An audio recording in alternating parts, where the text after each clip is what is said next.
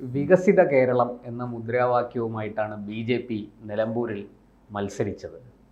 പക്ഷേ ദയനീയമെന്ന് തന്നെ പറയണം, കഴിഞ്ഞ തവണത്തെ വോട്ടിൽ നിന്ന് വെറും 53 വോട്ടുകളാണ് കൂടുതലായിട്ട് നേടിയിരിക്കുന്നത്. എന്താണ് സർ, BJPയുടെ പരാജയത്തെ എങ്ങനെ വിലയിരുത്താം?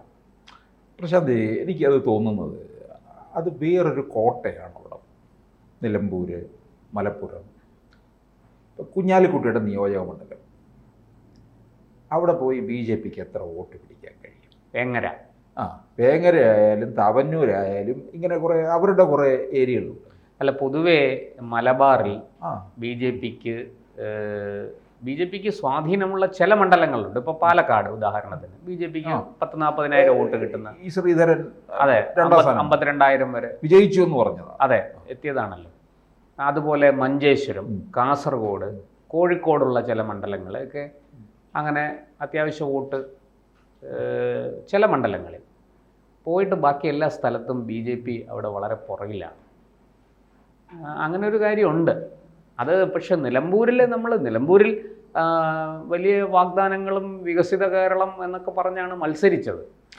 BJPക്ക് അവിടെ 8,000 വോട്ടേ ഉള്ളൂ. അതാണ് എൻ്റെ ചോദ്യം. അല്ല, ഇതിനകത്ത് അവർക്ക് അല്പം കുറഞ്ഞു എന്നുള്ളത് ശരിയാണ്. പക്ഷേ 2016 മത്സരിച്ചപ്പോൾ 12,000 ചില്ലുവാനം വോട്ടുകൾ BJPക്ക് NDAക്ക് കിട്ടി. BDJSന്റെ സ്ഥാനാർത്ഥിയാണ് മത്സരിച്ചത്. അത് 21-ലെത്തിയപ്പോൾ 8,000-ലേക്ക് ചുരുങ്ങി. ഇപ്പോൾ അത് 8,000-ൽ ആ ചുരുങ്ങിയതിൽ നിന്ന് ഒരു 53 വോട്ടുകൾ കൂടുതൽ പിടിച്ചിട്ടുണ്ട്. അതായത് എവിടെയാണോ BJP 2021-ൽ നിന്നത് അവിടെ തന്നെയാണ് ഇപ്പോഴും നിൽക്കുന്നത്. നേരെ മറിച്ച് 2024-ലെ ലോക്സഭാ തെരഞ്ഞെടുപ്പിൽ അവിടെ ഏതാണ്ട് 17,000 വോട്ട് പിടിച്ചു. അതിൻ്റെ പകുതിയായിട്ടാണ് നിയമസഭയിലേക്ക് കുറഞ്ഞിരിക്കുന്നത്. എനിക്കതിനകത്ത് ഒരു ചോദ്യം BJPയുടെ നേർക്ക് ഉയർത്താൻ കഴിയുന്നത്, ഈ ക്രൈസ്തവരെ ചേർത്ത് നിർത്തി ക്രൈസ്തവർ BJPയിലേക്ക് ചേർന്നാണ് നിൽക്കുന്നതെന്നൊക്കെ പറയുന്നുണ്ട്. ആ ക്രൈസ്തവ വോട്ടുകൾ എവിടെ പോയി? അവിടെ ഒരു ക്രൈസ്തവ വിഭാഗത്തിൽ നിന്നുള്ള ആളായിരുന്നു മത്സരിച്ചത്. ആ വോട്ടിൽ കേന്ദ്രത്തിനും വലിയ നിർബന്ധമായിരുന്നു ഒരു ക്രൈസ്തവൻ തന്നെ മത്സരിക്കണം. ഈ രാജീവ് ചന്ദ്രശേഖർ അവിടെ സ്ഥാനാർത്ഥിയെ നിർത്തുന്നില്ല എന്നൊക്കെ തീർച്ചപ്പെടുത്തിയത്. അത് യുദ്ധത്തിന് ഇറങ്ങുന്നതിന് മുമ്പ് തന്നെ തോൽവി സമ്മതിക്കുന്നതിന് തുല്യമല്ല.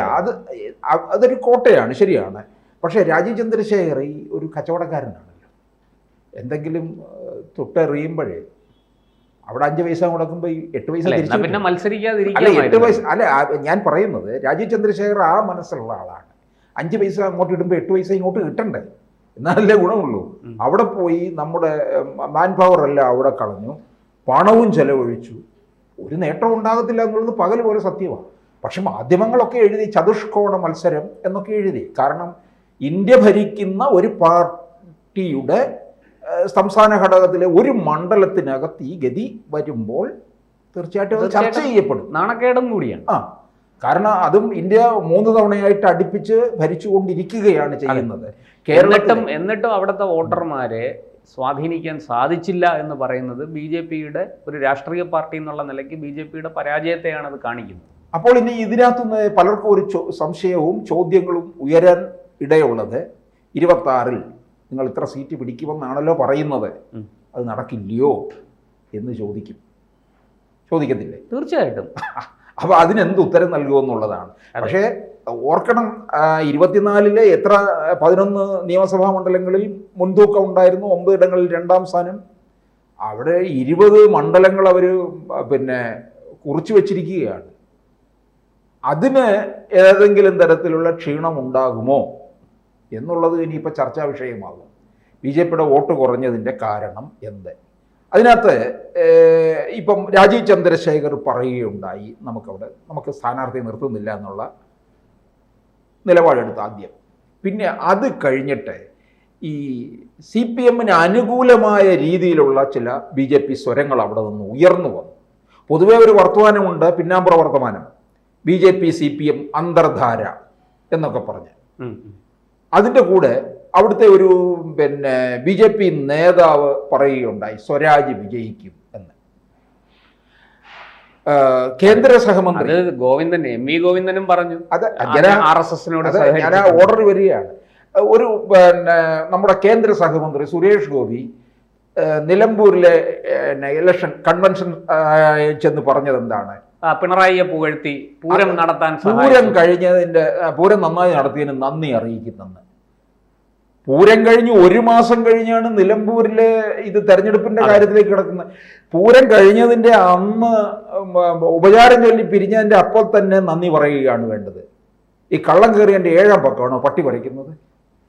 അപ്പോഴാണോ നന്ദി പറയുന്നത്? നന്ദി പിന്നെ എവിടെ ചെന്ന അവരുടെ ഒന്ന് ആലോചിച്ചു നോക്ക്. അതൊക്കെ പിന്നെ എന്താവും? യഥാർത്ഥത്തിൽ തൃശ്ശൂർ പൂരത്തിന് ആരോടും നന്ദി പറയേണ്ട കാര്യമില്ല. അവിടെ കാണാൻ വരുന്ന ജനങ്ങളോടാണ് നന്ദി പറയേണ്ടത്. കാരണം അതിനൊരു ചിട്ടയുണ്ട്. ആ ചിട്ടയിൽ അങ്ങനെ പോവുകയാണ്. അത് വർഷങ്ങളായിട്ട് അങ്ങനെ പോകും. അവിടെ ഒരു മൈക്ക് കെട്ടിയ അനൗൺസ്മെന്റ് പോലും ഇല്ല. അടുത്തത് ഇന്നതാണ്, അവിടെ സ്റ്റേജിന്റെ ബാക്കിൽ നിൽക്കുന്നവർ ഇപ്പുറത്ത് നിൽക്കൂ, അങ്ങോട്ട് പോകൂ, ഇങ്ങനെയൊന്നുമില്ല. അവിടെ ആകെ ഉയരുന്നത് ഈ വാദ്യ മേളങ്ങളാണ്. ചെണ്ടപ്പുറത്ത് കോല് വീഴുന്നു, അവിടെ ആള് കൂടുന്നു. അത് ഈ 2024 ഈ തെരഞ്ഞെടുപ്പിന്റെ ഇടയ്ക്ക് ആൾക്കൂട്ടം വളരെ അച്ചടക്കത്തോടു കൂടി അത് ആസ്വദിച്ച് എല്ലാ ചടങ്ങുകളും ആസ്വദിച്ച് അവസാനം വെടിക്കെട്ടും കഴിഞ്ഞാണ് അവർ വീട്ടിൽ പോകുന്നത്. മനുഷ്യരും ആനയും ഒരുപോലെ അനുസരണശീലരായി നിൽക്കുന്ന ഒറ്റ ഇടമേ ഉള്ളൂ തൃശ്ശൂര്.